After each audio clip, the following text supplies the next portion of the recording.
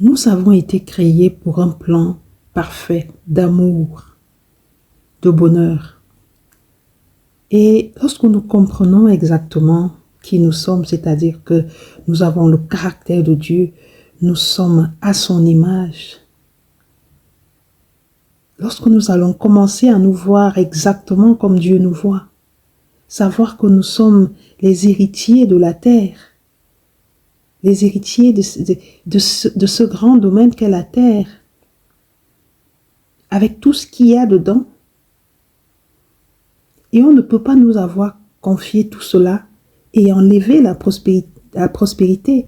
Dieu ne peut pas nous avoir confié la terre et puis dire touche à tout mais touche pas aux richesses. Mais ceux qui ont compris et qui ne sont même pas des croyants profitent des richesses de la terre. Nous sommes des chefs et des vainqueurs. Nous sommes nés pour prospérer. Nous ne sommes pas nés pour être dans la pauvreté. Nous avons le caractère de Dieu en nous. Et Dieu n'est pas pauvre.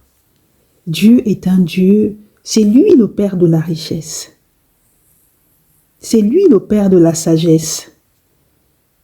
C'est lui le Père de la bonté.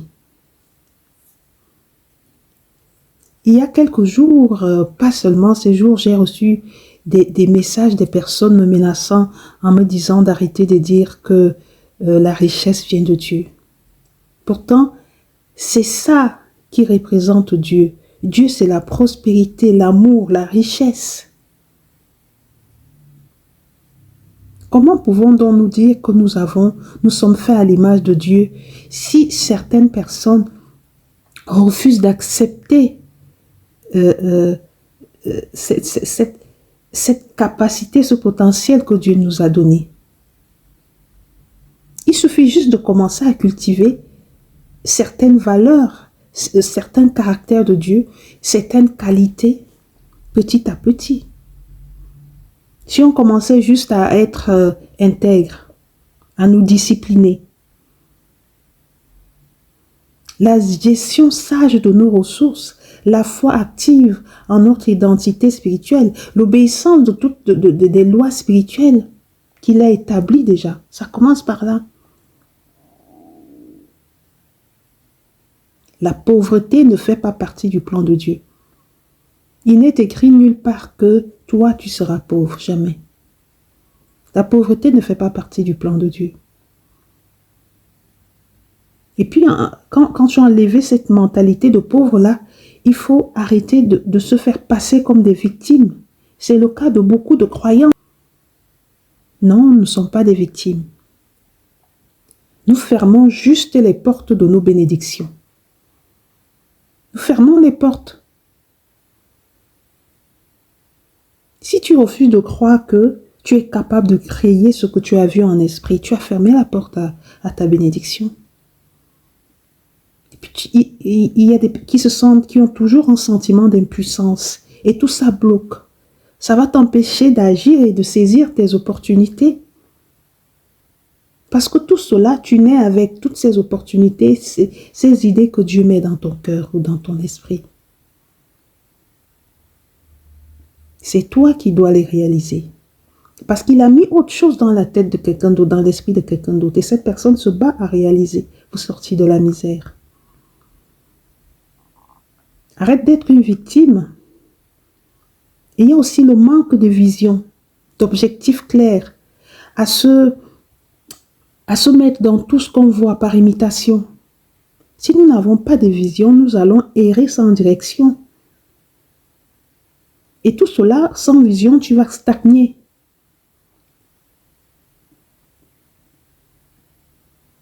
Là où il n'y a pas de vision, le peuple périt. C'est dans la Bible que c'est dit. Et c'est dans tous les domaines. Il faut une vision. Avant de se lancer, il faut une vision.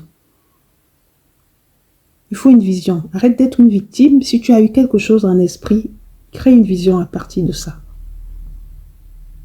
Il faut aussi respecter les lois spirituelles. Dieu ne nous a pas laissés sans principe, sans loi.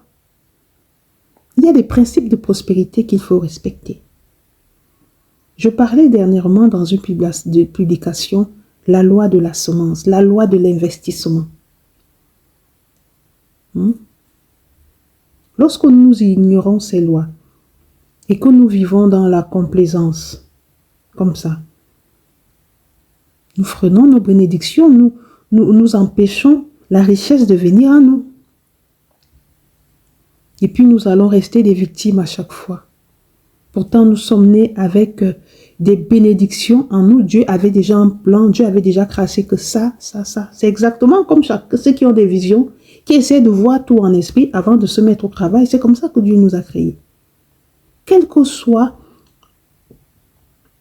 il faut toujours avoir une solution concrète pour sortir de la pauvreté. Ça commence par tout ce que je t'ai cité. Il faut croire en toi. Il faut investir dans la foi. La foi, ça ne vient pas comme ça. C'est chaque jour que ça se travaille. Il ne faut pas rester dans l'inaction et se dire, non. Il faut prendre des décisions. Quand tu as déjà une vision bien éclairée, il faut prendre des décisions. Il faut prendre des décisions financières éclairées. En priant et en écoutant la voix de Dieu.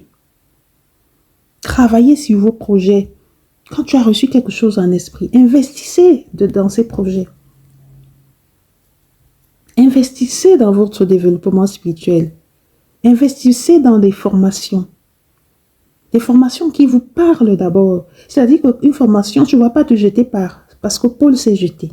Il faut te jeter dans une formation avec laquelle tu es en connexion. Il faut absolument que tu ne vas pas faire par imitation. Non. Fais quelque chose qui te donne des frissons.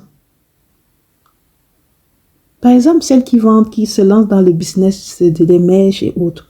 Elles vendent des mèches parce que ça marche chez l'autre. Mais tu ne sais pas que l'autre s'est lancé dedans parce que ce business lui parle.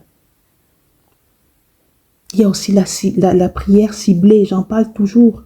Il faut toujours prier avec stratégie. On ne prie pas le Notre Père comme ça. Il faut prier le Notre Père en mettant tes intentions dedans.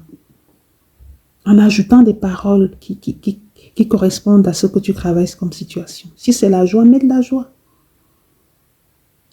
Dieu a laissé même des principes pour gérer les finances dans la Bible. Il faut être des intendants fidèles de ce que Dieu nous donne. Qui se souviennent de la parabole des talents. Il faut pratiquer l'épargne. Il ne faut pas attendre à avoir beaucoup pour se lancer. Il faut juste investir intelligemment et avec sagesse. Exactement comme il faut, ni plus ni moins. Il faut être responsable des ressources que Dieu nous confie. C'est pour ça qu'il faut d'abord développer son identité spirituelle pour être à même de gérer tout ce qui va suivre.